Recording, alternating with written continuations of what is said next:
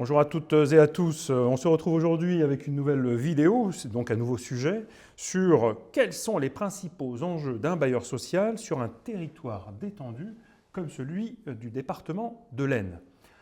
Monsieur le Président, Freddy Grézizac, première question, qu'est-ce qu'un territoire détendu?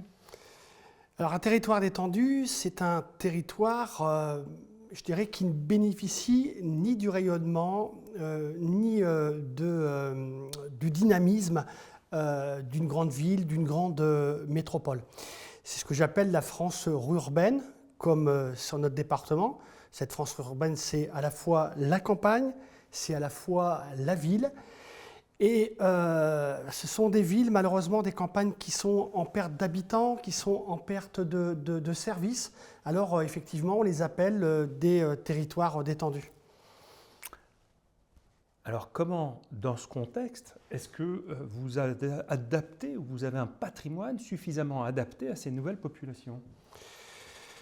D'abord, je dois aussi dire que dans cette France, qui est malheureusement de plus en plus pauvre, nos territoires sont complètement sortis des radars nationaux. C'est la première des choses. Et la deuxième des choses, dirais-je, c'est que notre patrimoine n'est plus adapté aujourd'hui aux besoins de nos populations.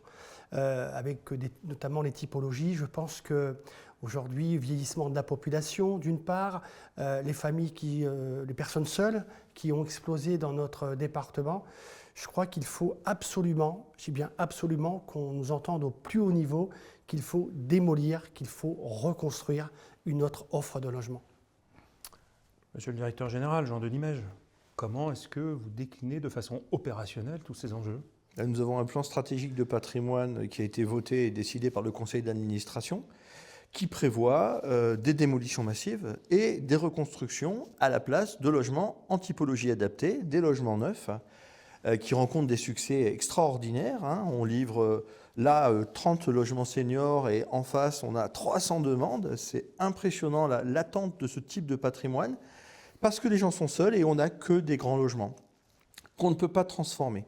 Et puis pour la partie du patrimoine qu'on garde, là on est sur une modernisation, décarbonisation, réhabilitation pour rendre tout ce patrimoine attractif. Et comme ça, on rééquilibre le patrimoine et c'est lui qui va nous amener vers la zéro vacances. Et ce ne sont pas d'hypothétiques actions commerciales ou qui nous feraient essayer d'amener des populations d'ailleurs ici qui arriveraient comme ça, qui nous permettraient de résorber cette vacance. Merci à vous deux, Président, Monsieur le Directeur Général.